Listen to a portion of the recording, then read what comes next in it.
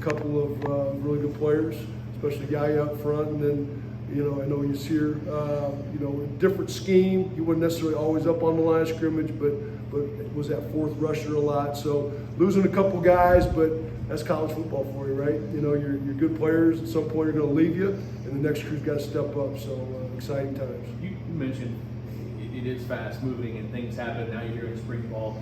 For you, maybe even more so because you stayed behind and coached the bowl game, and then boom, everything kind of hit. How did you, from the time the bowl game until the beginning of spring, how much, to get to know the guys, how difficult or how important is that period?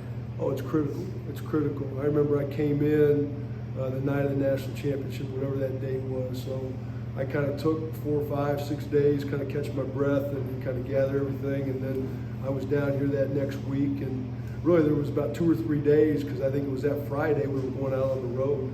So it was fast and furious, like it always is. A big chunk of it was recruiting. But I made sure that I got with all of my guys up front. I wanted to get with them and at least have a one-on-one meeting and kind of lay the groundwork. That's critical. And then the communication. So even though those guys were with Reno pretty much every day, you still got to communicate with them. And then, once that second signing period came and, got through with that, then it was just getting together a daily basis. I think Coach Brahms had a great setup of meetings and on-the-field OTA type stuff that we're allowed to do.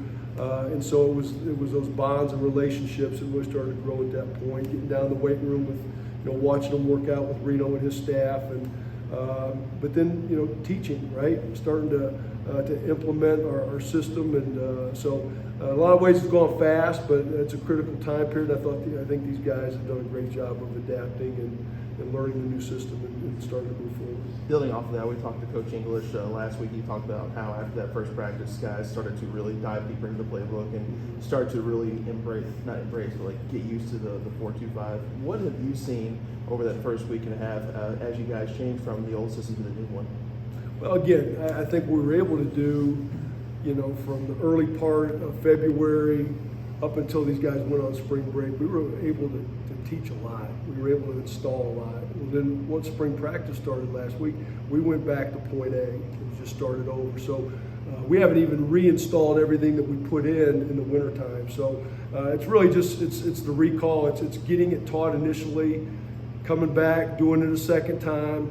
There'll be that post-spring, when we hit the road recruiting, but we're still going to have them get with our young coaches off the field. So that's the process, right? It's install it, it's working on the field, go back, start over again. We'll have a new crew of freshmen coming in early June. We'll go through that same process in June and July. So I think they're very eager. It's certainly a different system, so things, they sound different, right? The terminology is different. So the whole nine is from start to finish. It's new coaches, it's a new system. It's new communication. There's a lot of learning involved, but I think these guys have been very willing, and so far they seem to pick it up pretty good. As you mentioned, there's a lot of guys that have come back from last year's squad. It was a really aggressive squad. From the changing schemes, when you look at your depth chart, how do you feel like you're sitting right now going into spring practice? Well, I think there's a lot of good players, right? I think, though, when you move from a 3 down to a 4 down, you're going to lack a little bit at certain spots. I think our interior spots right now maybe spread a little bit thin, but we do have a couple, young guys coming in June that can help us add the depth. But, I think there are a lot of good players. I mean, you just start off at the defensive end spot. Ashton, I think his play so far in his career speaks for itself. You got Vic Twan out there. You got Rodney McGraw, who's a transfer. I think Raheem is a guy that can probably factor in both spots. You bump in now to the nose position. Destel's played a ton of football. Tawfiq, played this past year as a true freshman.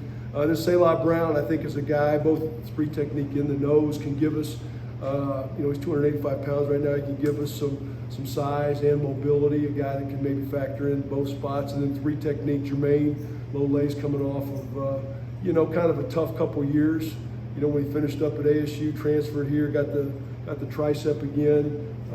Ramon Puryear is a guy that probably more suited to be out on the edge, but he's put on a little bit of weight. He gives us some mobility, some athleticism inside. Jared Dawson, I tell you, he's an explosive guy, man. If he can really put it together, I think he's got a high ceiling. And then into the boundary, the Leo spot, the old dog position. That guy moves up front now full time. He's considered a D lineman here.